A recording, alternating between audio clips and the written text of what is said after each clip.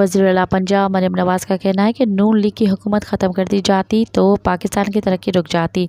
London میں media سے گفتگو کرتے ہوئے ان کا کہنا تھا کہ مخالفین کے پاس بولنے کے لیے کچھ نہیں، تنقید صرف اس بات پر کی جاتی ہے کہ اس کے پاس کپڑے کون سے ہیں، پرس کون سا ہے۔ سیاسی رہنماؤں کے خلاف گالم گلوچ کی جا رہی ہے۔ لندن میں چھوٹے چھوٹے بچوں گاڑیوں کے پیچھے بھاگ رہے ہیں۔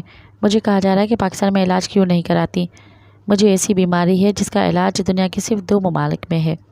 سوشل میڈیا پر کہا گیا کہ مجھے کینسر ہو گیا ہے، جو بالکل غلط ہے۔ انہوں نے مزید کہا کہ پنجاب میں 25 روپے والی روٹی کو 12 روپے پر لے کر آئے ہیں، پنجاب کی ترقی کے لیے دن رات کام کر رہے ہیں۔ مزید خبرن ऐं तफ़सीलात लाइ विज़िट कयो असांजी वेबसाइट www.awamiNewsHD.com ऐं ॾिसंदा रहो अवामी न्यूज़ HD।